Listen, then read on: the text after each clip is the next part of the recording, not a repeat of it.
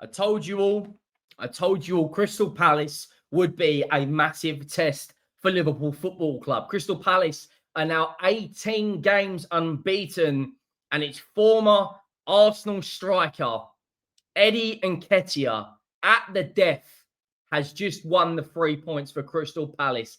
And it was an assist by Mark Gahey, the guy that Liverpool wanted to try and sign in the summer transfer window. What a game of football we have just witnessed. And what a weekend of football. By the way, Wharton, for the opening 60 minutes, was very, very, very, very good. I'm going to be brutally honest. I thought Crystal Palace were a good side, but I think we need to start putting huge respect when Oliver Glasner comes to Palace, wins the FA Cup, beats Liverpool in the Charity Shield, and has just beaten Liverpool at home. Gone to Stamford Bridge and got a draw, beaten Villa away. Only conceded 2 goals in the Premiership. Lost Elise, lost Eze. It does not matter.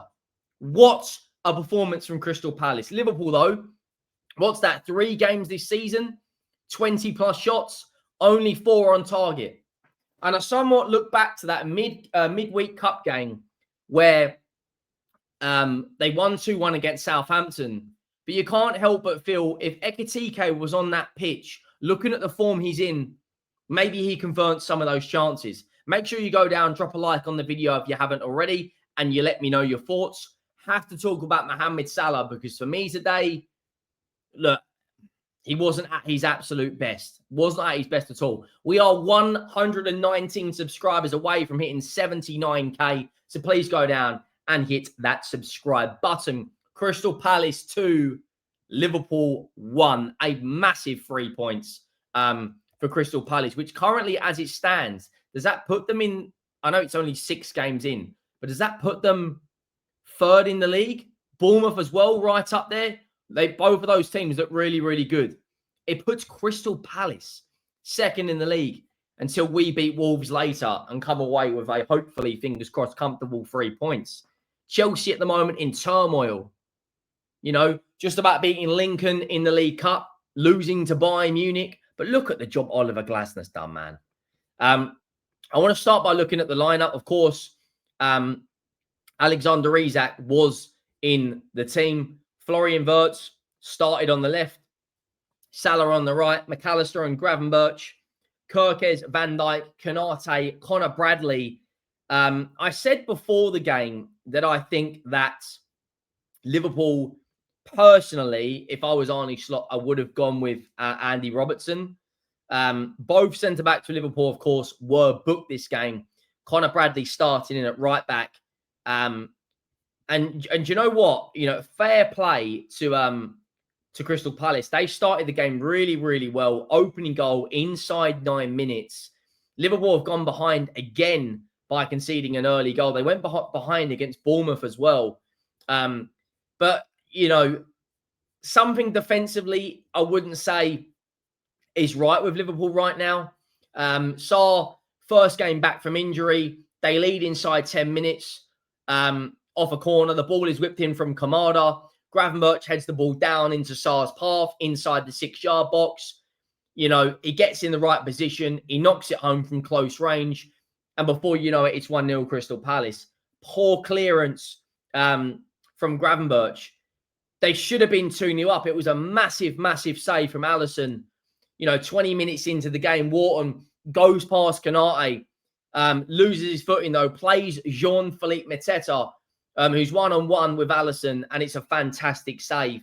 And if they would have went 2-0 up then, I would have been like, all right, what is going on here? Konate's then booked, goes into half-time.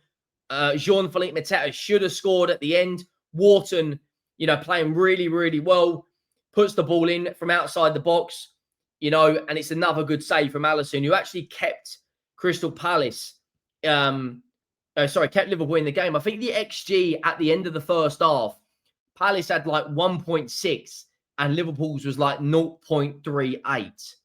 You know, they had 10 shots, 6 on target at the end of the first half, whereas Liverpool only had 4 shots, 2 on target. We go into the second half.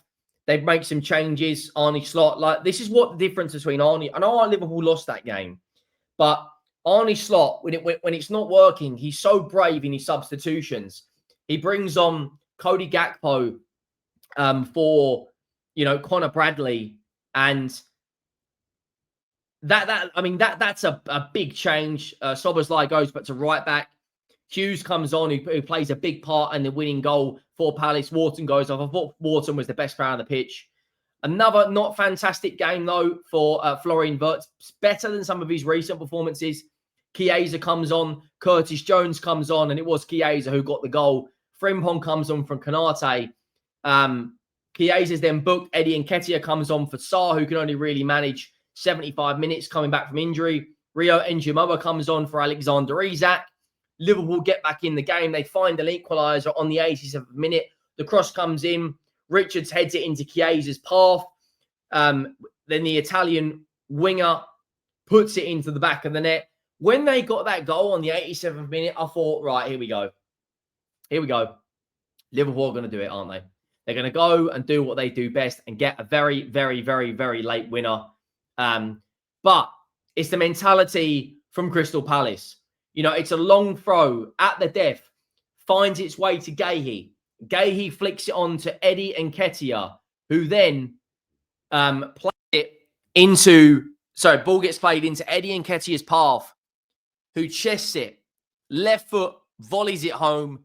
It's a really strong finish and makes it 2-1 to Crystal Palace. When you look at the match stats, Palace deserve something out of this game. More shots on target. Much more clinical Crystal Palace. Defensive work as well. Guéhi was good. Muniz was good. Richards was good. 16 shots, 7 on target. Meanwhile, Liverpool had 20 shots and only 4 on target.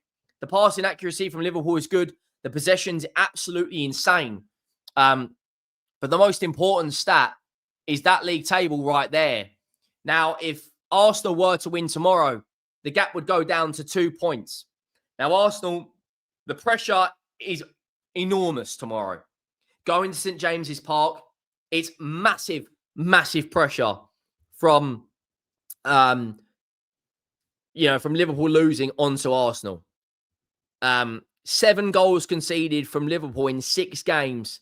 I told you lot, defensively, they don't look the same. If we go on and beat Wolves comfortably by 2 or 3 goals, we've only conceded 3 in 5. Arsenal have only conceded 2 in 5. Crystal Palace have only conceded 3 in 6. Defensively, they haven't been that great so far this season, Liverpool. They've conceded 2 against Bournemouth. They've conceded 2 against Crystal Palace, 2 against Newcastle. In 3 of their games this season, they've conceded 2 goals.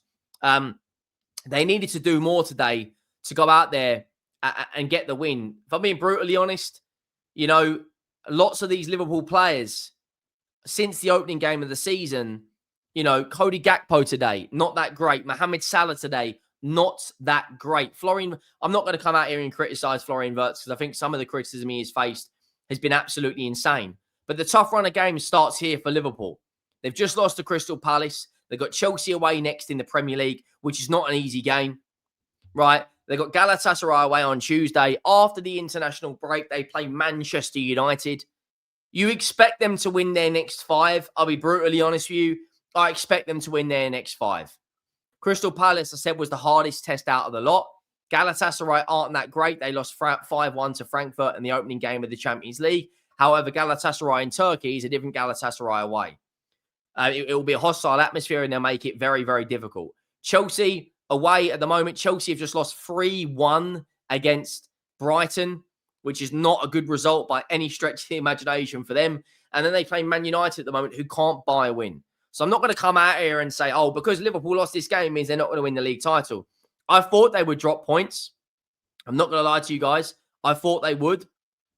But I didn't expect Liverpool to not be that good in the final third. Shot after shot after shot, chance after chance, they ended up putting wide. But to win 7 of your opening 8 games is a fantastic start to the season. I still do put Liverpool down as favourites to win this Premier League. I still do think they're the best team in the Premier League. But if Arsenal then go and beat Newcastle and close that gap down to 2 points, knowing the fact that Liverpool have got to play Chelsea next, and then Arsenal start their easier run of games where they play the likes of Sunderland, They play the likes of West Ham. They play Burnley. They play Fulham. It changes things in the perspective. But make sure you go down and drop a like. Make sure that subscribe button. And I'll see you next time. I'm out.